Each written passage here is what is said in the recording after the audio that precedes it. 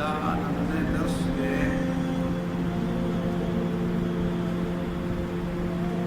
دا شیخ احمد سرهندی رحمت اللہ علیہ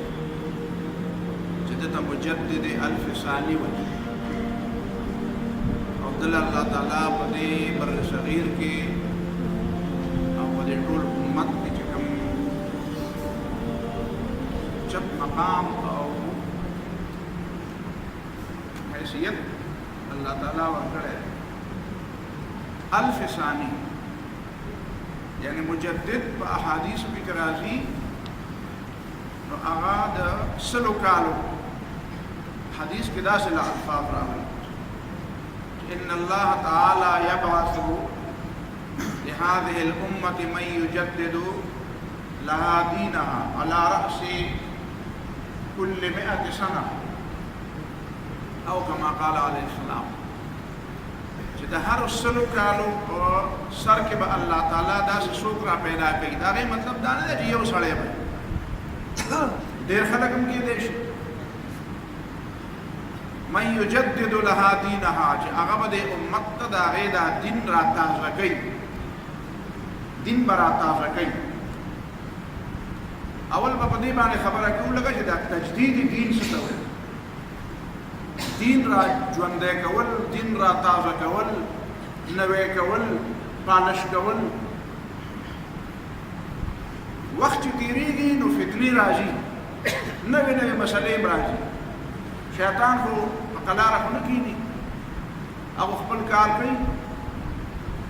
هغه شکونه خورئ هغه په خلکو کې بدعات او شرکیات خورئ دا جعلي شی ولې خلق جوړي جعلي یو اصلي شی یو بل جعلي کدا جعلي شی د اصلي شی په شکل باندې نه نو بیا څنګه دي چې هغه پاره باندې دوکه کیږي خو به خلق الا او هغه جعلي شی خو الا رواج مومي چې هغه د اصلي په شکل کې نقل چې څه ته وایي نقل دا چې په ځای خلک لیکلي وي نقال او سه هوښیار نقل خو دې ته وایي چې بالکل هو به هو دا اصل په شکل جوړ کړی څوک یې نه پېژني تاسو د کارخانو مارکیټ ته ورشئ دا بې شمېره څیزونه پکې خرڅېږي دوکاندار به دې پوهېږي یاره وایي دا اصلي دی او دا جعلي دی دا پاکستانی دی او دا چینا دی او دا فرانسیسی دی او دا جرمنی دی او دا چینی دی مونږ یې نه پېژنو نو داسې څوک پکار دي چې هغه د اصلي او د جعلي فرق وپېژني ګنې خلک بیا هغه جعلي شی علي خلک یې پې خرڅوي د خلکو کاروبار روان دي دې اپوړي کې ما سبق وی نو الته زموږ استاد الله تعالی دې وبخي مولانا محمد علي صاحب اسوات باشنده نو په هغه زمانه کې د ضیاء الحق حکومت نو په اسکولونو کې په کالجونو کې د دنیا ته په نوم باندې دا پوسټونه راغلي نو چا سره چې به د مدرسې سند نو هغه په دنیا ته کې په برتي کېده مولانا محمد علي صاحب د الله پاک په خیر ډېر خوب سړی او تریخ هم او خوږ هم دا چې بالکل خوږ او تریخ نه دا هم د کار نه او دا بالکل تریخ او خوږوالی پکې نه نو دا هم د کار نه پای خوږوالی هم او تریخوالی هم پکې نو هغه موږ ته یو کیسه وکړه دلته یو څوک راغی یو مولوي صاحب وایي چې زه مولوي صاحب یم ما نه امتحان والی نو مدرسې والا وایي ما له راولېږو وی ما ته وی چې دنه امتحان والا چې دا پاس کېدو قابل چې سند ولور وی ما ته تپوسونه شروع کړو نو هغه عالم خو نو نو ما فیل کړو وی چې فیل مې کړو وی چې بار ته راووتو نو بار ورسره د دروازې کې ورسره بار ورسره یو څو ملګري مو ولاړو هغه ورسره ملګري راغلي نو هغې ملګرو ته تپوس کړو وی ما خو ورته وویل چې فیل شو وی ملګرو ته تپوس وکړو چې څنګه چلو شو پاس شوې که فیل شوې وی هغه ملګرو ته وایي چې زه ښه جامع عالم جامع عالم دې ته وایي چې په قرآن هم پوهېږي په حدیث هم پوهېږي په فقه پوهېږي په سیرت پوهېږي په عربۍ پوهېږي په تاریخ پوهېږي په منطق پوهېږي په فلسفه پوهېږي په دې ټولو علومو په عربیت په دې ټولو علومو باندې پوهېږي نو دې ته جامع عالم وی ملګرو ته یې وایي چې زه ښه جامع عالم یم او زه یې فیل کړم نو وی زه ورپسې وروسته یو 2 قدمه را روان وم په دې اوږه مې ورله لاس کېښودو وی ما ورته وی چې جامع عالم نه وي جامع دی د عالم وي جامع عالم نه وي جامع دی د عالم وي نو دا جعلي او اصلي خبره مې راته کوله جعلي او اصلي زمانه ډېره زیاته تېره شي نو جعلي خلک هم راپاسي هغه هم وایي مونږ دین پېژنو نو دا بیا د مجدد کار دی الله تعالی بیا داسې خلک را پیدا کړي یو دوه درې لس شل دا ضروري نه ده چې هر څوک دې په دې نوم باندې وپېژني چې دا مجدد دی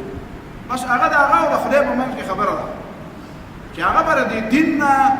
د دې شریعت نه د اسلام نه د دې نه دا دوړې موړې سنډي او دا به خلکو ته ښکاره کوي چې ګورې دې خلکو کې دا دوړې راچولي اصل دین دا دی دا مجدد دا څومره کسانو چې تاسو ته ما د هغې تفصیلات بیان کړو او سره روان دي دا ټول مجددین دي په حقیقت دا ټول مجددین علاوه مجددین شته داسې نه چې یوازې دا دي د دې نه علاوه شته دا ټول په دې کې انحصار خو نه دی خو په دې ټولو مجددینو کې د ټولو نه لوی چې بنیادي کوم کار دی هغه دې ټولو کړی دی هر چا کړی دی هر چا د خپلې زمانې سره هر سړی چې په کومه زمانه کې الله تعالی پیدا کړی دی نو هغه ته بس د هغه نه الله تعالی یو کار اخیستی دی د هغه بل نه په بله زمانه کې بل کار اخیستی دی بل نه په بله زمانه کې بل کار اخیستی دی دا مجدد الفساني رحمه الله د الله تعالی بیا یو بل مقام ډېر غټ ورکړو هغه دا چې باقي مجددینو ته خلک صرف مجدد وي چې دا مجدد دی خو ده ته وایي دی د الف ثاني دا د زرو را روانو زرو کالو لپاره د دا تجدیدي کار به روان وي د روانو زرو کالو پورې به د دا تجدیدي کار دا به داسې ذلیل دا څه وجه وه چې ده کې دله دا د مجدد الف ثاني نوم کېښودی نو د خپل نوم دی شیخ احمد سرهندي رحمت الله علیه سرهند په پټیالا په هندوستان په پنجاب کې یو ځای دی پټیالا په پټیالا کې یو کلی دی سرهند د هغې نوم او خلک وایي دا سرهند کلی د دې مجدد الفساني رحمت الله علیه نیکونو آباد کړی د ده د پلار نوم دی عماد الدین فاروقي شیخ عماد الدین فاروقي د دوی سلسله نسب چې دی حضرت عمر فاروق رضی الله تعالی عنه ته رسېدلې ده حضرت عمر فاروق رضی الله تعالی عنه او ظاهره خبره ده حضرت عمر فاروق رضی الله تعالی عنه هغه خویونه پکې هم دي دې خلکو کې دا د شیخ احمد سرهندي رحمه الله چې کومه زمانه کې را پیدا شو دا هغه زمانه وه چې په دې زمانه کې د جلال الدین اکبر بادشاهي وه جلال الدین اکبر چې حقیقت کې دا جلال الدین نه دی دا ضلال الدین دی ګمراه دی او اکبر نه دی اکفر دی د ټولو نه غټ بېدینه او غټ کافر دی ځکه چې د خپلې وینا په وجه یا د چا په وجه چې ده په دې دین کې کومه قینچي پسې راغستې وه او دا څومره سودونه او دا غوږونه او پوزې او دا لاسونه یې ټکټ کول داسې کار د دین سره هېڅ مسلمان نوم باندې چا نه دی کړی لکه ده چې کړی ځان ته مسلمان هم وایي او دین سره دا کار نه کوي دا جلال الدین اکبر چې دی دا د همایون زوی دی همایون نه بادشاهي تللې وه او بیا دا کیسه دوره اوږده ده تاسو ته په خپله به پته وي چاته پته وي نو پته وي که نه نو بیا د مغولو تاریخ وګورئ د هندوستان بیا ایرانیانو د ده د پلار همایون سره همکاري وکړه او ورسره یې مدد وکړو ورسره یې تعلق جوړ کړو او د هغه په وجه باندې ده ته د دهلي تخت دوباره بېرته میلاو شو د هغې په وجه باندې د ایران نه بعضې شیعګان دلته راغلل او هغوی دلته په دې هندوستان کې او په دې بر صغیر کې ډېر زیات اثر رسوخ پیدا ځکه چې د هغې په وجه باندې د حکومت میلاو شو تاسو ته به پته وي د ده نه بعد چې بیا کوم شاهجهان کوم راغلی دی شاهجهان د نه پس خو جهانګیر و د هغه نه پس بیا شاهجهان ښځه چې کومه وه نورجهان هغه شیعګڼه وه او هغې به چې شاهجهان به کومې فیصلې کولې نو ده به باقاعده بعضې خلکو خو دا ویلي چې دی به ناست و نو دا به د شاته ولاړه وه په دې اوږه به یې ورله داسې ښه چې کومه فیصله به دې ته منظوره نه وه نو دا اوږه به یې ورله وړقوله چې نه ګوره دا فیصله داسې نه ده او چا وایي چې نه په دې ګوته کې ورله تار اچولی دننه نو هغه چې ده به کومه فیصله کوله نو هغې به هغه تار وړقوه چې ګوره داسې نه ده یو کس دی د شاهجهان په زمانه کې شوستري د هغه نوم دی والله اعلم چې هغه پسې څه شی دی عمر د هغه نوم دی عمر دی ورپسې څه لفظ بلم دی هغه د حضرت عمر فاروق رضی الله تعالی عنه په شان ډېره زیاته ګستاخي کړې ده او نعوذ بالله دا الفاظ هغه ویلي دي وی زما د خپل عمر سره او د خپل ځان سره په دې وجه دشمني ده چې زما د عمر دا ټکي دا عین او میم اوریدي او د عمر رضی الله تعالی عنہ یادو چې دا په دې نوم کې نو زما د ځان په دې وجه نفرت ده دون هدا پورې دې تیز لا دا کې شاه جهان لراله جراله نو د به لیکلو کړه چې دا په پانسي کې نو خزه ورته وی چې دا نه دا نه پانسي کې دا خو شیعه ده دا زموږ مرګره ده دا زما فکر سره ده نو هغه بیا وی چې دا خبره نه واپس کوم هغه ورته وی چې نه ما سره دې مولا واس کړی چې زما کوم خبره ای دا منه هغه ورته دا شی وکتل ورته وی چې نور جهان تعالی مزړه خو درکړی او تعالی ایمان نه دی درکړی دا د ایمان مسله ده بدون هدف پورې داخله دلته حاوی شي او په فیصلو باندې اثر انداز شي د اکبر په زمانہ کې د 50 کال تقریبا د 1605 پورې د حکومت کړی پورا 50 کال او د نرستو چې بیا د وصی عالمگیر راغلی دی اورنګزیب عالمگیر هغه پورا 50 کال حکومت کړی دا یې هغه دا وش شاهنشاهي او بادشاهي ولا وي ذاتی دولت ګڼل خپل ذاتی اختیارات ګڼل په دغه زمانہ کې په یورپ کې یو تحریک چلیدلی و دا په یورپ کې چې دا د چرچ دا درې څلور ورجن دي یو کیتولک دی یو پروټسټنټ دی یو دا مشهور د کیتولک نه علاوه یو بل دی او یو پکې دا چرچ اف انګلینډ دی دې کې دا پروټسټنټ چې کوم چرچ دی د دې چې کوم بانی دی نو هغه مارټن لوتر دی مارټن لوتر دا یو عیسائی و د په یورپ کې وکتل چې د انجیل د یو لفظ د ترجمه اخرنه اختیار لکه زموږ په آیین کې جدایي کنه چې د آیین تشریح وسوک کوي آیین دفات یا قانون به جوړی شو او د قانون تشریحات به بیا شوک کوي نو دا چې د عیسایانو پر مذهب کې دا دی چې د کیتولک چرچ کوم پوپ چې دا پوپ اعظم چې ورته پادری د ټولو لوی پادری کنه سبا دا بینیډیکټ او د بینیډیکټ نه پس دا پوپ فرانسیس دی دا ویټیکن کې جناز وی چې دې بر دې خبره اخرنه تشریح کوي دا مارټن لوتر د مسلمانانو شاګرد مسلمانانو متاثر نو دوی چې دا یو سړي خدای شو هغه د توحید هغه سبق یې سره سلنګ ډېر په ذهن کې پروت چې دا توحید سبق نو هغه توحید سبق په ذهن کې پروت نو دوی چې یاره دا خدای عام خلکو کار دی یو سړی چې هغه انجیل ولې چې په کومه جبه کې نو هغه زیات خپل استاد ته تاسو کې نه پوهیږي استاد د اخرنه اختیار په ټول د پوپ سره نو د دې خبره وسو بنیاد نشته نو دا یو تحریک شروع دلته د خلکو زینو خلکو دا خیال لري چې دا تحریک اثرات دلته په بر صغیر پاک هند باندې پرې وتل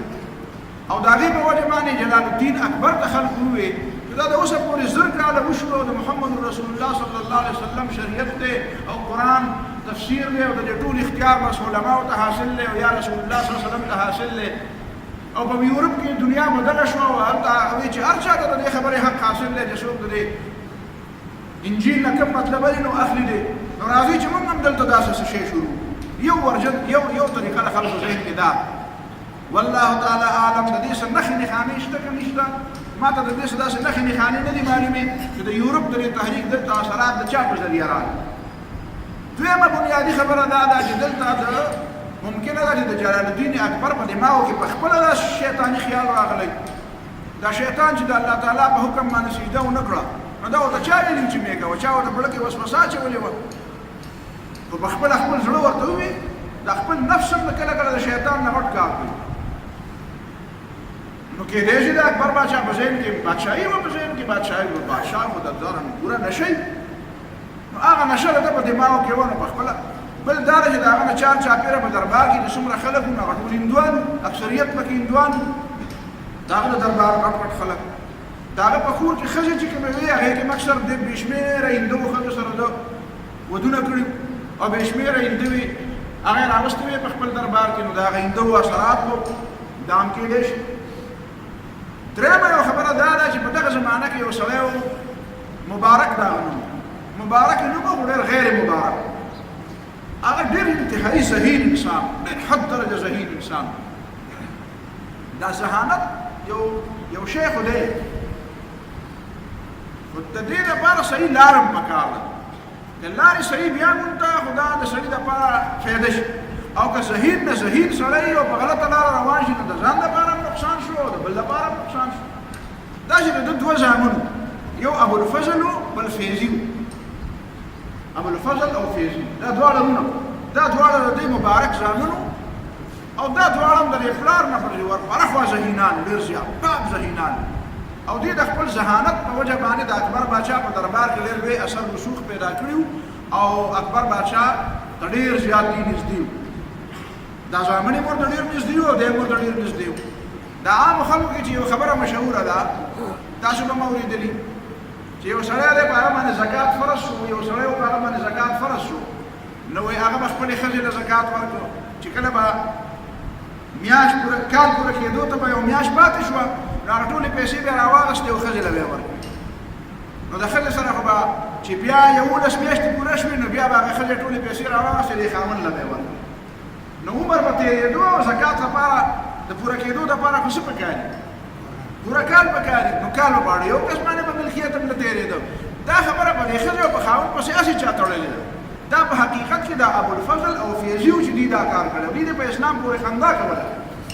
دوی په اسلام پورې خندا کوله د هغې خندا په نتیجه کې دوی دا کار کوو وی راشه دونه پیسې هم راسره دي او دونه ملغلرې او دونه دا او دا او دا هم راسره دي او د دې باوجود ګوره او د زکات دی به ما لازم شي زه دا څنګه شریعت دی او دا څنګه اسلام دی زه دغه دا دی ما نه ما د زکات نه دا دی ځان بچ کړه څوک دې ما ته وایي چې په تا زکات لازم دی نو هغه یو به ولګېدو چې ده سره به 11 میاشتې وشو نو ده به هغه ټولې پیسې دې رور له ورکړي نو چې د هغه سره به 11 میاشتې پوره کړي نو هغه به دې بل رور له ورکړي نو بس کال به تېرېدو او مالکان به دواړه وو نو زکات پرې نه لازمېږي دا کارونه دوی کوي د دې دا پلار چې و او دا سړی دومره ماهر و د ابوالفضل ماهر دومره و چې ده باقاعده تفسیر لیکلی دی او خلک وایي دا دې دواړو وروڼو په شریک لیکلی دی تفسیر لیکلی دی سواطع الالهام په عربۍ ژبه کې تفسیر لیکلی دی او هغه تفسیر ته تفسیر بېنقط وایي تفسیر بېنقط یعنې داسې تفسیر دی چې په هغې کې داسې الفاظ او داسې حروف نه دي راوړي چې هغې ته نقطې وشي لکه با پکې نشته تا پکې نشته جیم پکې نشته غین پکې نشته دواب پکې نشته خې پکې نشته نوم یې ولی ایښودی دی سواطع الالهام او ټول تفسیر یې لیکلی او هغې کې د عربۍ هغه الفاظ یې راجمع کړي دي چې هغه کوم بېنقط بغیر د نقطو نه دي ذهانت خو دی که نه حقیقت کې څه معمولي ذهانت خو نه دی خو د هغې باوجود دی ګمراه دی ولګېده وایي دی د اکبر بادشاه ګمراه دې پلار یې ورته ووایي چې داسې چل دی چې دا مذاهبو دا اختلاف دی هغه امام یو څه وایي دا بل امام بل څه وایي هغه مولوي صاحب یو څه وایي دا بل مولوي صاحب بل څه وایي تا له الله تعالی دا دومره غټه کرسۍ درکړې ده او ته یې بادشاه کړې ده چې دومره برصغیر پاک هند بادشاه کړی یې نو ته د الله تعالی خوښ یې ځکه ته دې غټې کرسۍ ته رارسولی لهذا ته مجتهد اعظم شوې ته اکبر اعظم شوې ته مجتهد اعظم شوې ته د ټولو نه لوی دا مولیان مجتهدین نه دي ته مجتهد یې لهذا ته مونږ ته په دې کې چې تا ته کومه فیصله ټیک ښکاري ته هغه فیصله مونږ ته ووایه چې ته مونږ ته وایې دا مذهب ټیک دی هغه مذهب به ټیک وي چې ته وایې دا ټیک نه دی دا به ټیک نه وي تا ته خدای دا اختیار درکړی بس هغه به په دماغو کې هسې لږه خبره وه او ته پخوا به خلکو ویل لیونی هسې لیونی په ځان نه پوهېده او خلکو ته پښتو کې ګنګړي منګړي ور واچول نو بس بیا خو بلکل په ځان نه پوهېدو نو بس ته خو دا خیال چې دا دومره لوی ذهینان خلک ما ته وایي چې ته مجتهد اعظم یې نو بس ورو ورو ده بیا ګړې وړې شروع نو ګړې وړې شروع کړې نو دلته بیا په دماغو کې چا بله خبره ور واچوله عین ممکنه ده چې دوی ورته په دماغو کې ور اچولي یا ورته بل چا ور اچولي په دغه دربار کې جعلي خلک وو جعلي دا د اصلي او د جعلي خبره مې ورته ولې وکړه د دین خرڅوونکي خو دنیا خو لږ خو نه وو هغې ورته بیا او بادشاه به دې خوشحالېده بادشاه به دې خفه کېږي چې ته په هغه تنقید کې او چې په دغه صفت کې نو په هغې خوشحالېږي نو دی ورته په دماغو کې ور واچوله چې د شریعت دا موجوده شریعت چې څومره دی د دې 1000 کاله وشو او د یو مذهب او د یو شریعت او د یو دین 1000 کاله ومري بس 1000 کاله نه زیات نور څه نه وي اوس دا راروان هزاري کالونه چې دا 1000 کاله د شریعت په لحاظ سره پوره شو که نه دا هجرت په لحاظ سره نو دا راروان 1000 کاله چې کوي د هغې دپاره بیا نوی مذهب پکار دی نوی دین پکار دی او د هغه نوي دین مقام الله تعالی درکړې ده نو بس ده په دماغو کې شی کېناسته نو دا ولګېده ده د دې باقي ټولو ادیانو نه د سیکانو دا مذهب خو نوی جوړ شوی دا داسې ډېر زیات راښکاره شوی نه و دا ډېر زیات راښکاره نه و او دا باقي هندو مت او دا بودھ مت او دا خو دیو لګي د ټولو د عیسایت نه او د يهودیت نه او د بودھ مت نه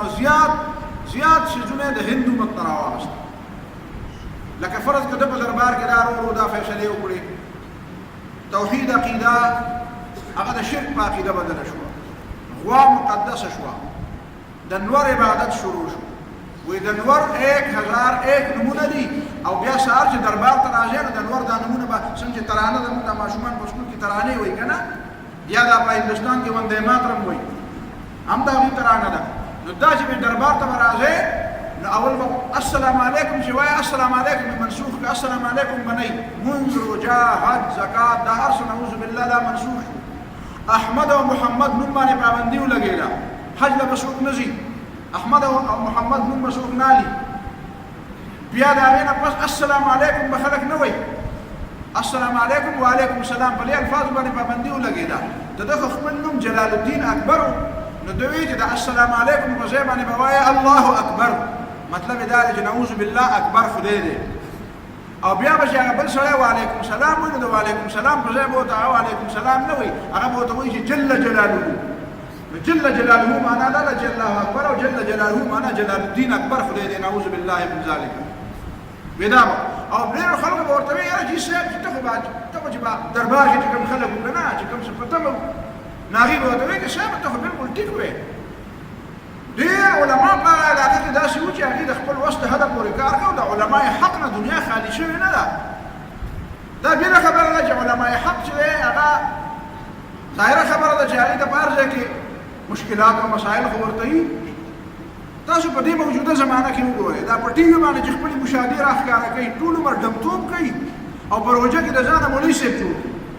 او هغه بیا لګیا دي کله نعتونه وایي او کله د فقه مسلې بیانوي ټول عمر ډمتوب کړی او د ډم بچي ټول عمر هغه او دا خلک ورته غوږ دي تاسو وینئ که نه نو دا د خلکو هم دا غلطي چې دا په دې ته نه ګوري چې هلکه دا سړی د علم سره یې څه کار شته که نشته یاره چې په ټي وي کې مې داسې مسله اورېدلې وه یاره چې فلانکي ځای کې مې دا ته خو دې ته ونګوره چې تا د چا نه اورېدلې وه نو دا خلک خو بیا علماء حقو طرف ته هغې خو تراخي د هغې خبرې خو ترخي دا یې خبرې خو رښتیا وي علامه اقبال یو شعر کې ویلي دي وایي زما دا خبرې چې ترخي دي وایي دا ولې وایي مری نوا میں نہیں ہے ادائے محبوبی کہ بانگ سوری سرافیل دل نواز نہیں وایي زه خو داسې زما د دې خبرو مثال خو داسې ده لکه د قیامت شپېلې وایي د قیامت په شپېلې کې خو څه خوند نشته ځکه چې خو خلک راپاسوي یا خلک وژني نو مطلب یې دا دی چې زه خو تاسو د دې حالاتو د سنګینۍ هغه اندازه ده زه خو درته وایم چې دا حالات راته کوم دی ته خو دې کوم طرف ته روان یې نو وایي دا ډېرې خوږې پستې خبرې ما سره نشته وایي نو داسې د علماء حق خو په هغه زمانه کې ډېر شی به و خو د هغې سره خو داسې خوږې خبرې نه وایي چې هر چا ورته غوږ ایښودی چې یاره جي دا ښه سړی دی په هغه زمانه کې تاسو به توس کې جهانګیري وګورئ دا یې اردو کې ترجمه هم شته انګریزۍ کې هم ترجمه شته توس کې جهانګیري د اکبر باچا نه بعد چې جهانګیر بادشاه راغی نو هغه بیا د خپل ژوند هغه حالات وکتل نو مجدد الفساني رحمت الله علیه چې په هغه باندې فرشتي سلامونه رالیږي چې فرشتي په سلامونه رالیږي دومره خو هغه عظیم انسان دی او دې بدبخته د هغه په باره کې لیکلي دي وایي دا یو جعلي پیرو او دا ځان یې پیر جوړ کړی و ځان یې مولوي صاحب جوړ کړی و او نه چا منو نه خبرې داسې خبرې وې او وایي دا مې جیل ته واچو دا مې جیل ته واچو د مخې نه مې لرې کړو او بل د هغه زمانې یو سړی دی هغه ښه سړی دی بد سړی نه دی هغه بېدینه سړی نه دی هغه لوی عالم دی خو په هغه کې صرف د هغه صرف دا کمزوري وه چې هغه د بادشاه په کار کې کار نه لرو بد دغه کمزوري د هغه ده نور سړی بد سړی نه دی بېدینه هم نه دی بدعتي هم نه دی ګمراه هم نه دی دین خرڅوونکی هم نه دی خو صرف دا ده چې هغه وایي چې یاره به زه به د عامو خلکو ته خبرې کوم او نصیحت به کوم او دا بادشاهیان یې هسې نه مني او یا دا چې دا به ځان کې داسې ځکه چې هر سړی ځان ته ګوري نو دا باندې سختو ته خو ټینګېدل ګران وي نو هغه به وایي چې یاره زه خو بل دا یو سړی کوي نو بس ما ته څه ضرورت دی نو دا بادشاه به هلته راته دا جهانګیر ته د هغه په خپل دوز کې جهانګیري کې دغه ډېر زیات صفت کړی دی راغلی دی وله خواله ورسره ناست دی لاسونه وله ښکلوي تحفې وله ورکوي هغه ته یې تحفې بیا نالي نو بیا آخر کې وله جانماز ورکړی دی دا چې د مولیانو دا خلک دغه ته راشي که نه د حرم ته راشي نو سم شی نه راوړي خو مولوي صاحب له جانماز راوړي هلکه دا جانماز نو ما ته دا پته ما چې تاریخ وکړه ته مخکې ورولګې ډېره موده مخکې نو ما ته دا پته ولګې چې ښه دا مولیانو چې خلک دا جانمازونه راوړي دا چېرته دی جهانګیر باچا نه زده کړی دی پوهېږې په خبره باندې چې دا به یار جي بله تحفه خو خیر دی تاسې هم نه دی خو دا جانماز وال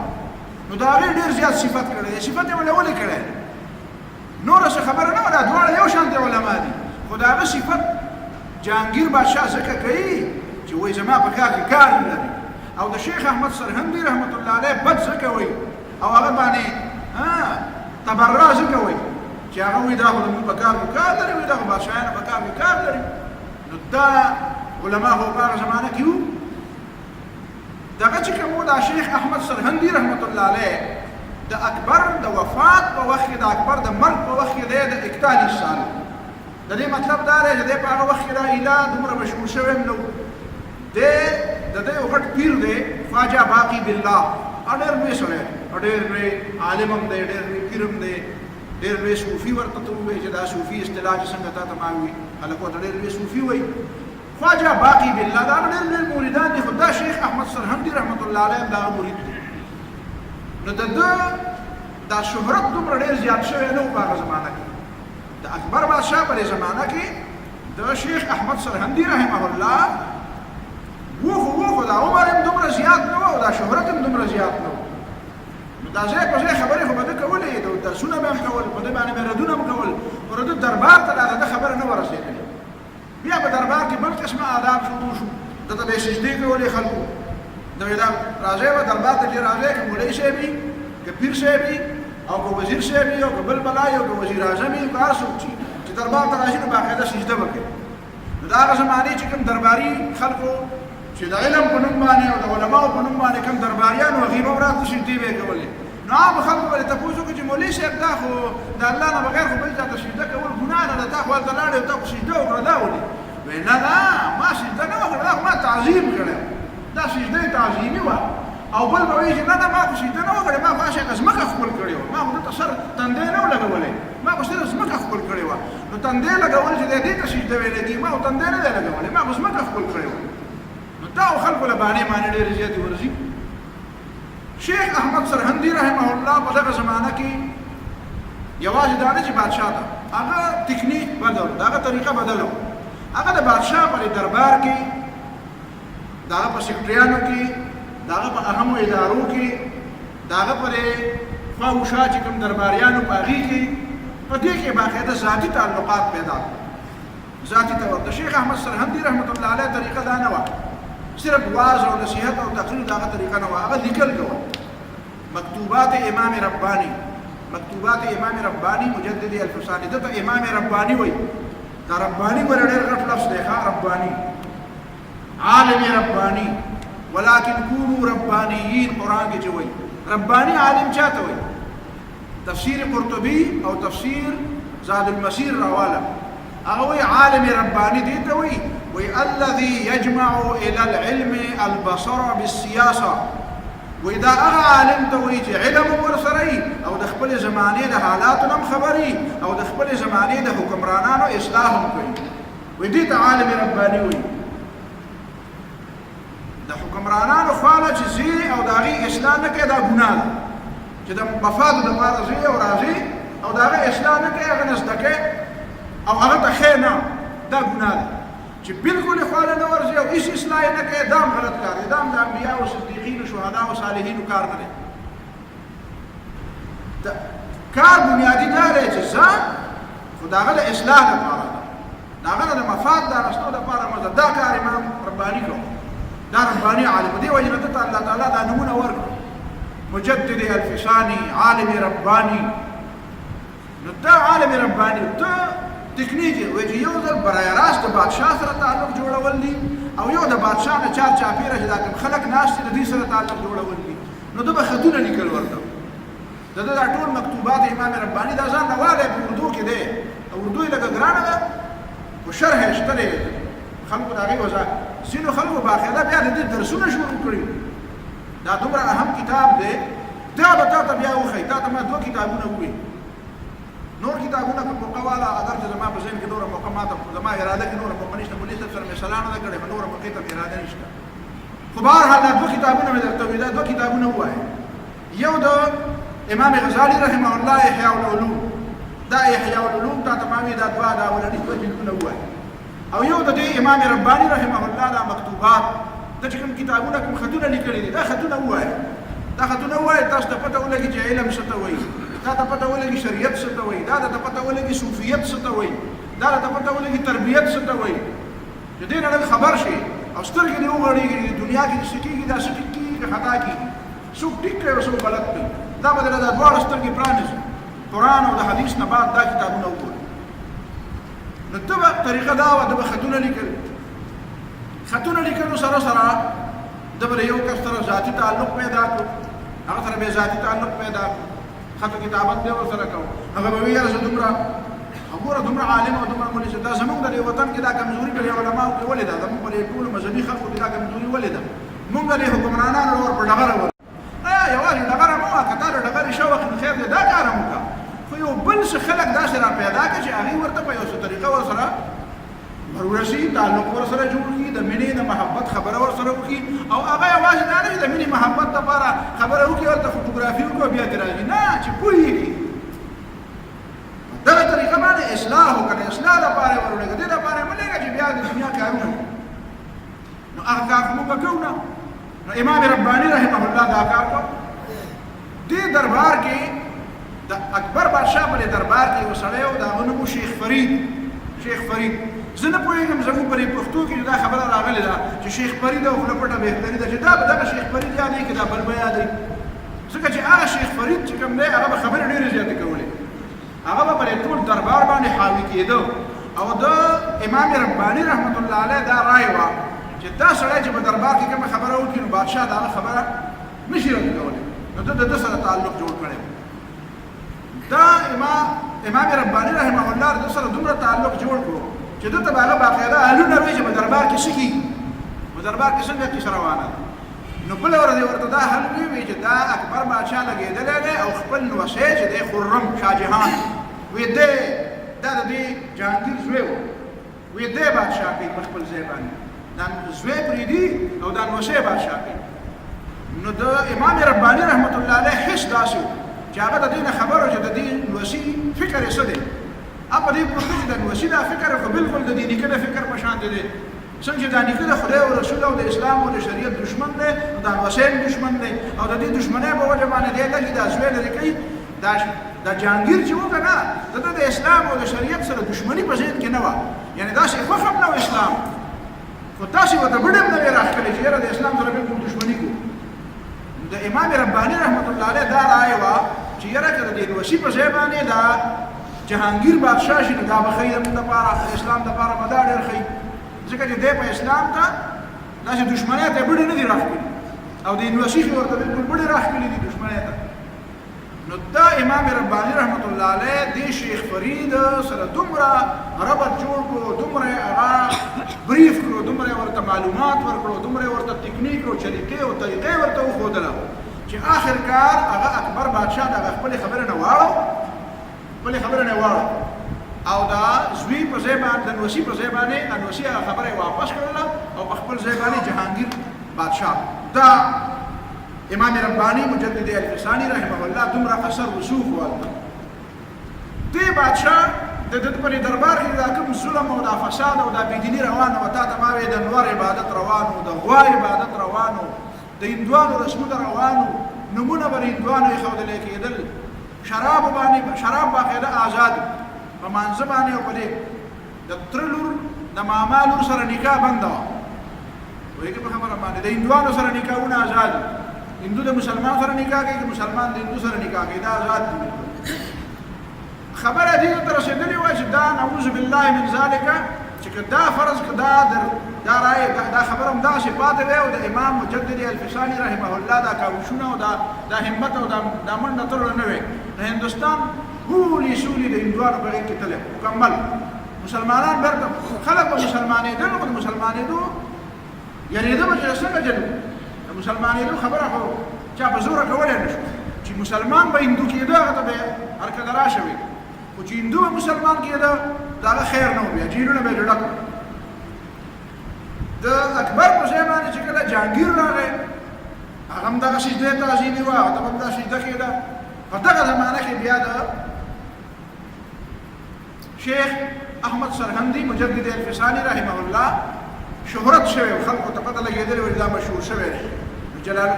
جهانګیر بادشاه ته هم پته ولګېده چې دا خو ډېر لوی سړی دی نو خلکو ورته په غوږ کې وویل دلته یو سړی دی او هغه وایي چې د بادشاه ته دا سجده کول حرام دي دا ګناه ده دا کفر دی هغه وایي ښه داسې سړی دا شته چې ما ته به سجده نه کوي یو سړی دی شیخ احمد سرهندي هغه وایي چې بادشاه ته سجده کول حرام دي هغه وایي دا راوغواړئ بادشاه زما دربار ته راوغواړئ نو شیخ احمد سرهندي رحمه الله دربار ته راوغوښتل بس راغی چې راغی نو سجده ورغی السلام علیکم ورحمت الله جهانګیر بادشاه ورته وایي سجده څنګه نه کوې ته به سجده هغه وایي نه سجده د الله نه بغیر بل ته سجده نه ته بندې ته مخلوقي دا سر الله تعالی پیدا کړی دی دې لپاره پیدا کړی به صرف خدای ته ټوټي بس هغه ځای درباري او درباري راپاڅېده یاره جي دا بادشاه صاحب دا خو ډېر باغي دی دا خو قتل پکار دا خو سر دیوال پکار دی دا خو بغاوت کوي یو به د هغه ځای نه آیات وي بل به د هغه ځای نه وي یاره جي دا د بادشاه خبره نه مني دا به د ملک فساد یاره جي دا خو بلکل موږ فتوا ورکړو چې نه سر ووهئ ګناه یې زما په سر دی خو جهانګیر په دې باندې پوهېده چې که دنه مې سر ووهو نو بیا راته ډېره زیاته بلوه جوړېږي نو دا د قید کې نو ګوالیار یو مشهوره قلعه وه په قلعه کې قید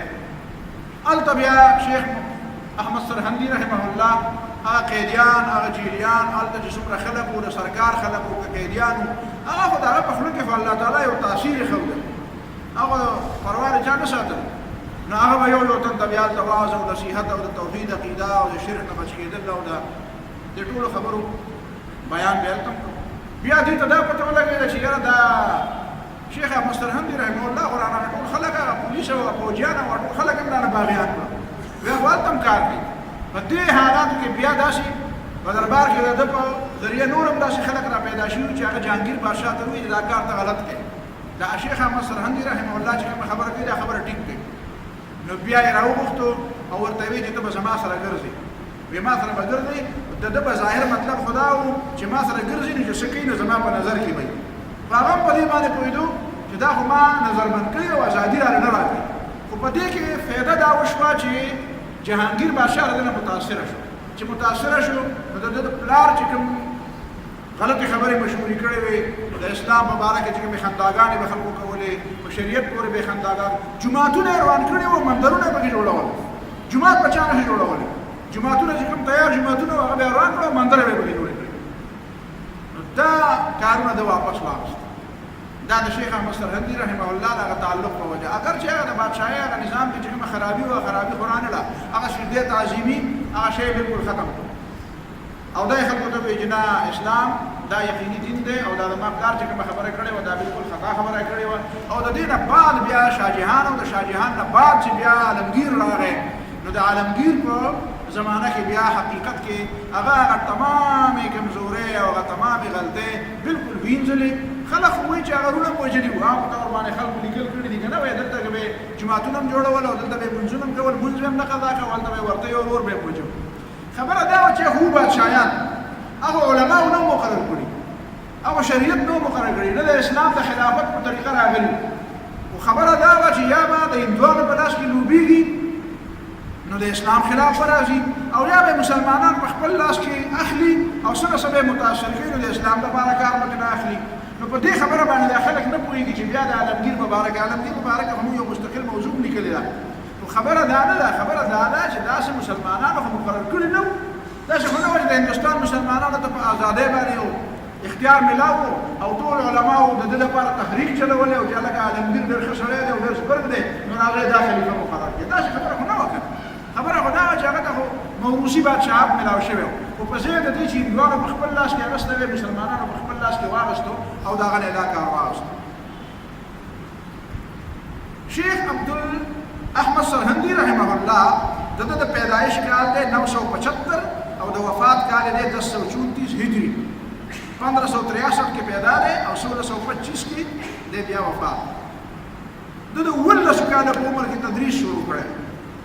11 کاله په عمر کې دا ته ما وایي پرون مې امام ابن تیمیه رحمت الله علیه مبارکه خبره کړې وه چې امام ابن تیمیه رحمت الله علیه د 20 کاله په عمر کې تدریس شروع کړی د 11 کاله په عمر کې تدریس شروع کړی بیا دې د خواجه باقي بالله مرید د تصوف ډیره زیاته اصلاح کړې ده د دغه زمانه کې چې کوم صوفیا وو پای کې باندې به خلک خو پکې وو بدو پکې وو هلته به خلکو دا وي دا د وحدت الوجود یو کیسه خلکو جوړه کړې وه تاسو به په دې عام خلک سوچ کوئ چې دا څه شی دی که څنګه شی دی بهرحال د وحدت الوجود مطلب هلته دوه قسمه عقیدې وي یو د حلولیانو عقیده وه نعوذ بالله یو د وحدت الوجود عقیده وه د وحدت الوجود دا عقیده مطلب دا و د دې مطلب دا و چې دا ځمکه دا کائنات دا ما او تا او دا خلق دا نعوذ بالله من ذلك دا د الله تعالی مظهر دی دا د الله تعالی مظهر یعنی الله تعالی په دې شکل کې راښکاره شوی دی نو موږ د خدای نه جدا نه یو د دې دا عقیده وحدت الوجود وایي چې دا مخلوق چې کوم دی دا په حقیقت کې خدای دی نعوذ بالله خدا د هغې یو شکل دی د دې یو ډېر لوی پیرو ابن عربي هغه چا یو ځل چا په سجده باندې ولیدو نو چا دې تپوس وکړو چې ته خو وایې چې زه په خپله خدای یم دا منصور حلاج چې و که نه هغه چې به وایي چغه واله چې انا الحق هم زه خدای یم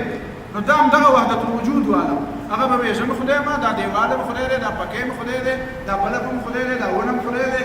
دا د دې عقیده وه دا د خدای نه جدا نه دي نو هغه نه چا تپوس وکړو چې ته وایې چې زه په خپله خدای یم نو دا تا سجده چاته وکړه نو هغه وایي چې یو زما ظاهر دی او یو زما باطن دی نو په ظاهر کې خو زه مخلوق ښکارم خو په باطن کې زه خدای یم نو زما ظاهر زما دې باطن ته سجده وکړه نو دا خو د کفر خبرې دي دې کې خو د کفر کې خو شک نشته بله د حلول عقیده ده حلول دا مطلب دی چې دا حلول عقیده د وحدت الوجود سره نږدې ده چې نعوذ بالله من ذلک خدای په دې کې ښکاري او خدای په دې کې ښکاري او خدای په دې کې ښکاري دا زموږ په اردو پرې ترانو کې په دې نعتونو کې یو نعت دی وایي چاند تارو میں تو مرغزارو میں تو نو خدای خبر چې د دې هغه ویونکي په پړه کې دا وخت نه وه خو د ده د خبرې مطلب دا دی چې هغه حلولیان چې دا چې او که نه هلکه دا په دې خدای پاک په دې مرغزارونو کې هم دی په دې ونو کې دی په دې بوټو کې دی په دې ګلونو کې دی په دې انسانانو په دې شکلونو کې دی دا خو د حلول عقیده ده الله تعالی خو خالق دی هغه رب دی هغه په مخلوق کې حال کېږي نه مخلوق دی د مخلوق دپاره جنت او دوزخ تیار کړي دي د دپاره حرام او حلال تیار کړي دي دا الله تعالی پیدا کړي دي دا مخلوق دا نه و نو خدای په دې کې څنګه حال شو دا د هغه زمانې د بعضې خلکو ده نو شیخ احمد سرهندي رحمت الله علیه خلک په دې باندې پوه کړو وی دا تا ته وحدت الوجود ښکاري دا وحدت الوجود نه دی دا وحدت الشهود دی دا تا ته ښکاري داسې دا ځکه چې ته په لاره کې لا مسافر یې ته لا منزل ته رسېدلی نه امام ابن تیمیه رحمت الله علیه هم د دې اصلاح کړې وه خلکو به امام ابن تیمیه ته وایي ته خو صوفي نه وایي ته خو په دې لاره تللی نه وایي دا خو د تلو لار ده ته په دې لاره تللی نه نو تا ته به د دې څه پته ولګي شیخ احمد سرهندي رحمت الله علیه وایي که بل څوک پې تللی دی که نه دی تللی وایي ته پې زما نه زیات نه تللی زه هم د دې میدان سړی یم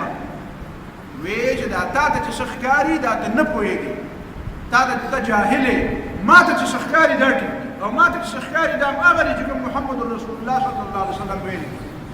چې نبي علیه الصلاة والسلام کومه خبره کړې ده وایي دا ګوتې او دا غوټې دا د شریعت او د پیغمبر د احادیثو نه او د الله د آیاتونو نه بغیر په بله نه پرانستی کېږي دې خبره باندې شیخ احمد سرهندي رحمه الله او دا صوفیا چې دا کوم ګمراه او هغه زمانه کې دا وحدت الوجود والا او سوه دا خلک خو بیا د مخې نه نشو راتلی نو ته د دې ډېر زیات ځکه تا ته ما وایي چې د ده دا کتاب وګوره خامخا وګوره دې باندې ځان پوه کړه بیا د علماو نه تپوس وکړه بیا علماو سره کښېنه دا د ده ډېر بې کمال و بیا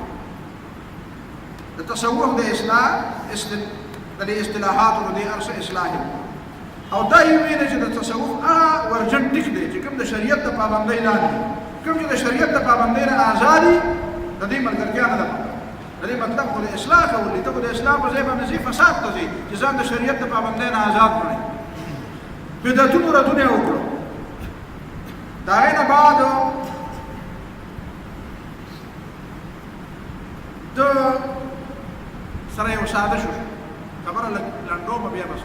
د سره یو ساده شو د جهانګیر په زمانه کې د جهانګیر یو وزیر اعظم و خانان خان نوم خان خانان دا خانان خان د موږ په پښتو کې نوم دی خان خانان هذا د وزیر اعظم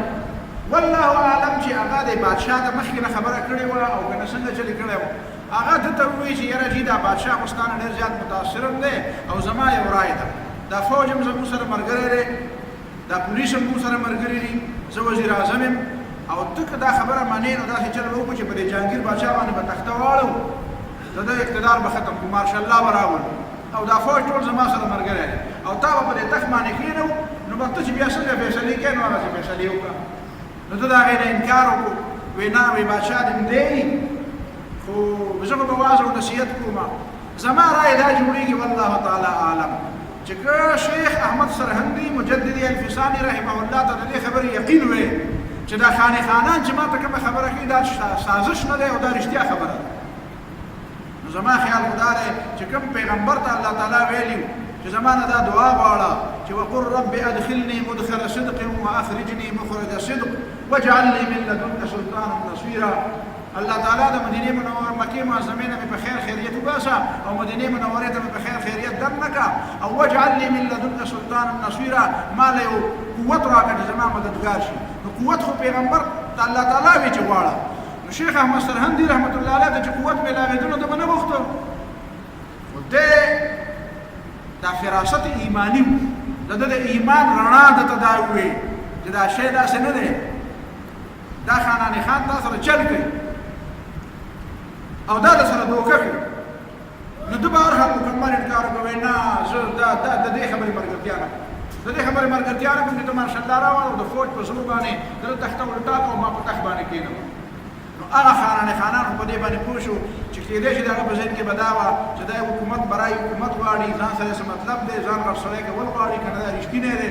چې هلته پته ورته ولګېده نو هغه بیا لاړ او جهانګیر ته یې وویل چې ګورې دا سړی ګورې داسې سړی نه دی دا ته چې کوم سړیان دی دا ته چې کوم خلک پېژنې دا د هغې خلکو نه بدل دی خو د دې سړي په پېژندو کې لږ وخت لګي د هر سړي پېژنده هر سړی فورا خلک نه پېژني